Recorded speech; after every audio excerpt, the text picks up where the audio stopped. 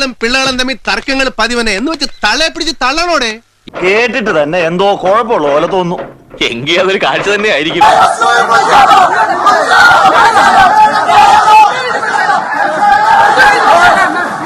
കാര്യം ഞാൻ തീർത്തു പറഞ്ഞേക്കാ. മുതലാളിന് ജീവന് ഭീഷണിയുണ്ട്. നീ എന്നെ ഓരോന്ന് പറഞ്ഞ് പേടിപ്പിക്കുക. നല്ല യങ് ബ്ലഡ് ആണ്. തിളയ്ക്കുന്നുണ്ട്, നന്നായിട്ട് തിളയ്ക്കുന്നുണ്ട്. റെയിൽവേ സ്റ്റേഷനിലോട്ട് കയറുമ്പോ ആദ്യം കുറച്ചുപേര് നടന്നു വന്നിട്ട് അവിടെ ഒന്നും തൊള്ളുണ്ടായി. അതിലൊന്നും ഭയം ഓടുന്ന ആളല്ല. ഇവിടെ ഉണ്ട് ഞാനിവിടെ ഉണ്ട്.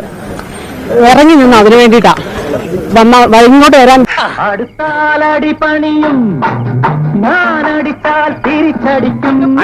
അത് ഞാനൊരു നഗ്നസത്യം പറഞ്ഞതല്ലേ എന്റെ ബസുമതി.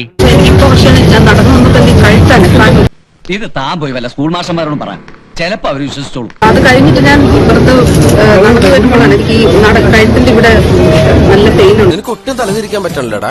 തല തിരിഞ്ഞവന്മാരുടെ കൂടെ പാർട്ണർഷിപ്പ് ചേർന്ന ഏത് തിരിയുന്ന വലയും തിരിയാതാവും. തെരിയുമാ?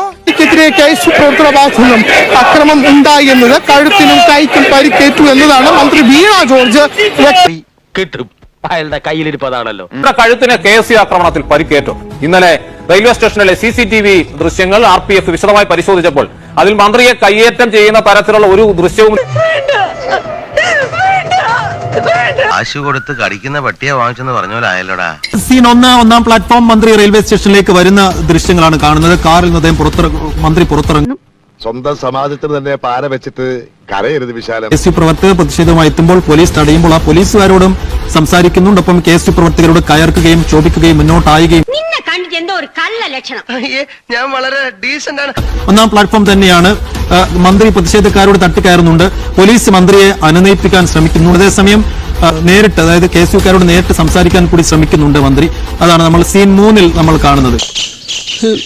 സാറേ നാറ്റിക്കരുത്, ഞങ്ങൾ പരാധീനക്കാരാ. സീൻ 4 ഒന്നാം പ്ലാറ്റ്ഫോമിലാണ് ദൃശ്യങ്ങൾ ചിത്രീകരിക്കുന്ന മാധ്യമപ്രവർത്തകരെ ഒഴിവാക്കാൻ പോലീസ് അവരെ ശ്രമിക്കുന്നുണ്ട്. ഈ മന്ത്രിയും പറയുന്നുണ്ട് ഇവിടെ നിന്ന് പോകണം എന്ന് മാധ്യമപ്രവർത്തകരോട് അവർ ആവശ്യപ്പെടുന്നു. സീൻ 4. പിന്നെ അത് കത്തി ചാമ്പലായെന്ന് പത്രക്കാരെഴുതും. മൊട കണ്ട എടപെടുവണ്ണ. ഒരു മുട കണ്ടാൽ പ്രവർത്തകരോട് പോകാൻ മന്ത്രി പറയുമ്പോഴൊക്കെ മന്ത്രിക്ക് അങ്ങനെ ഒരു പരിക്ക് പറ്റിയതായി നമുക്ക് അവരുടെ മുഖഭാവങ്ങളിൽ നിന്നോ അവരുടെ മാനേഴ്സിൽ നിന്നോ കാണാൻ കഴിയുന്നില്ല എന്നതാണ് ഈ ദൃശ്യങ്ങളിൽ നിന്ന് നമുക്ക് മനസ്സിലാക്കാം. സമയം എന്തെങ്കിലും ഒരു പരിക്ക് അവർക്ക് പറ്റിയതായി അറിയുന്നുമില്ല. പക്ഷെ സീൻ 5 വരുമ്പോൾ മാധ്യമങ്ങളോട് സംസാരിച്ച് മന്ത്രി 3ാമത്തെ പ്ലാറ്റ്ഫോമിലേക്ക് പോകുന്നതാണ് നമ്മൾ കാണുന്നത്. ഓവറാക്കി ഇവിടെ കുളവാക്കുമെന്നാ തോന്നുന്നു. ഈ സമ്പ്രദായമൊക്കെ നിർത്താറായില്ലേ? അങ്ങനെ അങ്ങോട്ട് പറഞ്ഞു കൊടുക്കമ്മേ. ഇൻസിഡന്റ് ഉണ്ടായതിനു ശേഷം പോലീസുകാരോട് സംസാരിച്ച് മാധ്യമപ്രവർത്തകരോട് മാറാൻ ആവശ്യപ്പെട്ടുകൊണ്ട് വളരെ കൂളായി മന്ത്രി പോകുന്നു. ആ സമയമൊന്നും മന്ത്രിക്ക് ഒരു പരിക്ക് പറ്റിയതായി ദൃശ്യങ്ങൾ എവിടെയും അവരുടെ മുഖഭാവങ്ങളിലൊന്നും കാണുന്നില്ല. ഇത്തരം സങ്കീർണമായ പ്രശ്നങ്ങൾ കൈകാര്യം ചെയ്യാൻ എന്നെ കൊണ്ടേ കഴിയൂ. ഇയാൾ എന്താ ചെയ്യാൻ പോണെന്ന് പറ. കാണാൻ പോണ പൂരം പറഞ്ഞറിയിക്കണോ? നിങ്ങൾ കാത്തിരുന്ന് കണ്ടോ. 3ാം പ്ലാറ്റ്ഫോമിൽ അവരിയ്ക്കുകയാണ്. ട്രെയിൻ വരാൻ കാത്തിരിക്കുന്നതിനിടയിലാണ് അവർക്ക് വേദന അനുഭവം. ചാർജ് ഇപ്പൊ പോയി, ബാറ്ററി വീക്കാ. എന്നാൽ ഒരു മയമില്ലാത്ത തള്ളായി പോയി. സൈഡിലായി വേദനയുണ്ട്. അവശത അനുഭവപ്പെട്ടവർ മന്ത്രി ബെഞ്ചിലിരിക്കും. അത് അപ്പൊ തോന്നിയ ഒരു ബുദ്ധിയാ. ബുദ്ധിയല്ല, തെമ്മാടിത്തരം. ഇതാണ് നിന്റെയൊക്കെ സംസ്കാരം. ടോൾസ്റ്റോയ് പറഞ്ഞിട്ടുള്ളത് മാർഗ്ഗം ഇത്തിരി മോശമായാലും ലക്ഷ്യം നന്നായാൽ മതിയെന്നാ. മുഖ്യമന്ത്രിയെ ഫോണിൽ വിളിച്ച് കാര്യം പറയുന്നുണ്ട്. അതിനുശേഷമാണ് ഈ 3ാം പ്ലാറ്റ്ഫോമിൽ നിന്നാണ് അവരെ ആശുപത്രിയിലേക്ക് കൊണ്ടുപോകുന്നത്. പക്ഷേ വരാനുള്ള വെടി വഴി തങ്ങൂല. അതിന് എഞ്ചിൻ കൂടി നടത്തിട്ടേ പോകുള്ളൂ. ഈ സീൻ 7 ആശുപത്രിയിലാണ്. മന്ത്രിയെ ജില്ലാ ആശുപത്രി ICUവിലേക്കാണ് വേഗത്തിൽ മാറ്റുന്നത്. എന്ന് വെച്ചാൽ അവർക്ക് വേദനയുണ്ട്, തലയുടെ സൈഡിൽ വേദനയുണ്ട് എന്ന് അവർ CMനോട് പറയുന്നു. വേഗത്തിൽ തന്നെ അറേഞ്ച്മെന്റ്സ് ഒരുക്കാൻ CM ആവശ്യപ്പെടുന്നു. ആശുപത്രിയിൽ അടക്കം 3 പേരും എലിഫന്റ് ദിവസ. മനസ്സിലായില്ലേ? ആനക്കള്ളന്മാരാ. നമുക്കറിയാം, ഇത് മുമ്പത്തെ കാലമല്ല.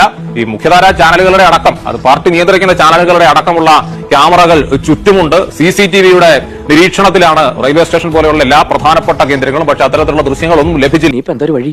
ഒരു വഴിയുണ്ട്. എന്താ? നമ്മുടെ വീടിന്റെ മുമ്പ് കൂടെ വഴിയില്ലേ? നിന്റെ പെട്ടിയും കിടക്കെ കൊടുത്ത് ആ വഴിക്ക് പോയിക്കോ. അതേ ഉള്ളൊരു വഴി. തൽക്കാലം മിണ്ടാതിരിക്കുന്നതാണ് ബുദ്ധി.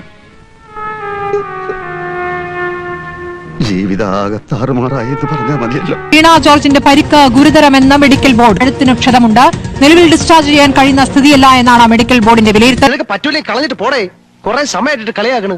ഭാഗത്ത് നെർവിന് ചെറിയ രീതിയിലുള്ള ക്ഷതം സംഭവിച്ചിട്ടുണ്ട്. അതുകൊണ്ട് തന്നെ കാര്യമായ നീർവീക്കം ഇന്നലെ ഉണ്ടായിരുന്നു. ഇന്ന് അല്പം ഈ പറയുന്ന മെഡിസിന്റെ ഒക്കെ ഭാഗമായിട്ട് അത് അല്പം കുറവ് വന്നിട്ടുണ്ട്. എന്നാലും പൂർണ്ണമായി ഭേദമായി എങ്ങനെ സഹിക്കുന്നു? എന്റെ നിയന്ത്രണം പൊട്ടുന്നു. എനിക്ക് മതി അധികം സെന്റിമെന്റ്സ് ഒന്നും വേണ്ട.